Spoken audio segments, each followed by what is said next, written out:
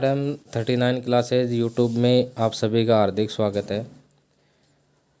साथियों, इस वीडियो में हम बात करेंगे डीपीसी से संबंधित, क्योंकि जो शिक्षा विभाग में लगभग 4 सत्र बीत चुके हैं लेकिन अभी तक डीपीसी नहीं हुई है।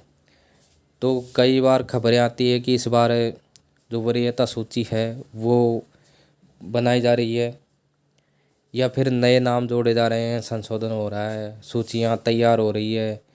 पहले खबर आई थी कि अप्रैल के अंदर, लास्ट अप्रैल तक सारा जो कार्य है वो संपन्न करके और मई में जो डीपीसी होने की पूरी संभावना है। लेकिन अप्रैल निकल गया, मई निकल गई और आगे भी अभी तक कोई संभावना नहीं दिख रही है, क्योंकि जो सूचियाँ हैं वो अपडेट नहीं हो पाई है अभी शिक्षा विभाग से। तो इस वीडियो में हम जानने का प्रयास करेंगे कि क्या कारण है, किस कारण से जो डीपीसी है वो इस बार भी लंबित होने की चांस ज़्यादा से ज़्यादा लग रहे हैं। क्योंकि कई टीचर तो ऐसे हैं जो बिना प्रमोशन के ही रिटायर हो गए, लास्ट में उनके 1-2 साल बचते हैं तो उनका प्रमोशन होने वाला होता है, लेकिन जो विभाग की लेट लतीफ़ी है उसके कारण से वो विदाउट प्रमोशन के रिटायर हो गए।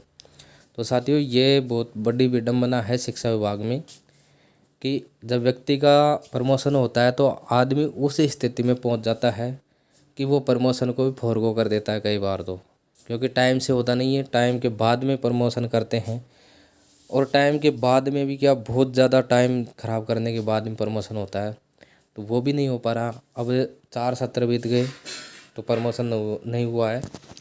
तो देखिए, इससे संबंधित ये अपडेट है, तो आप इसको अंत तक ज़रूर देखें और साथ ही आपसे निवेदन है कि इस चैनल को सब्सक्राइब अवश्य करें।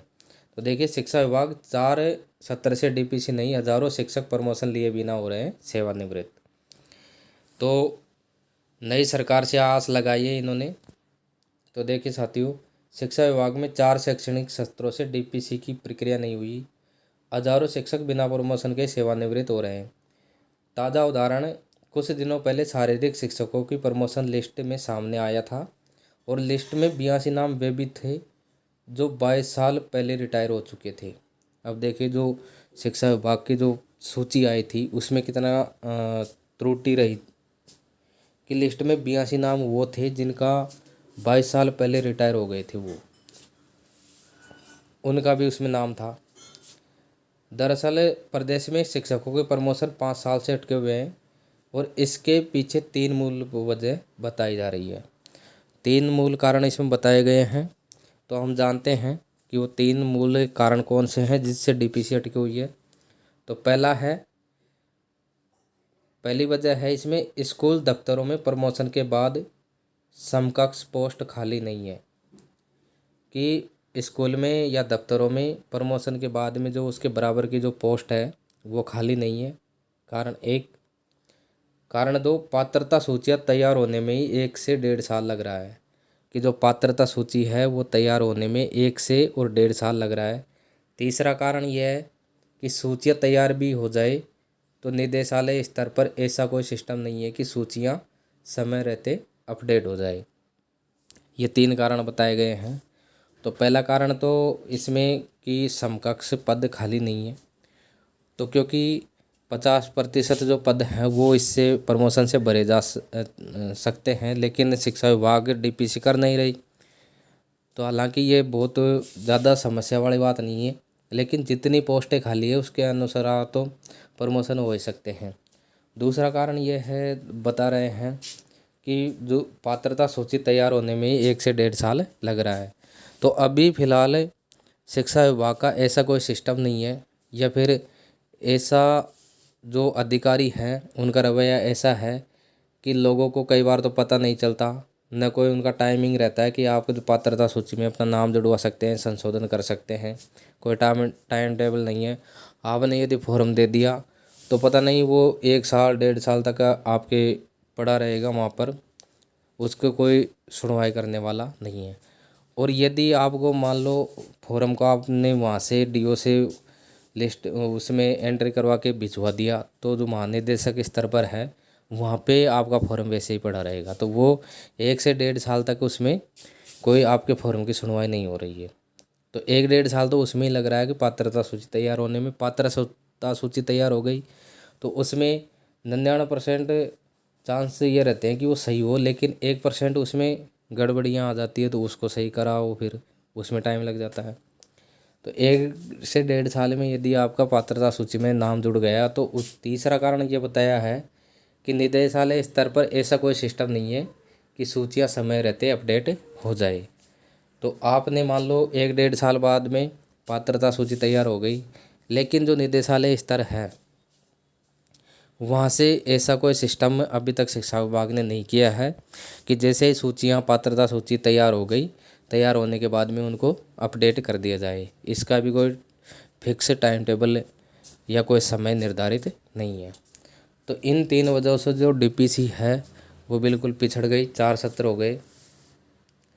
क्योंकि इसमें देखिए 1 साल का गैप होते ही कई शिक्षक फिर से पात्रता सूची में आ जाते हैं।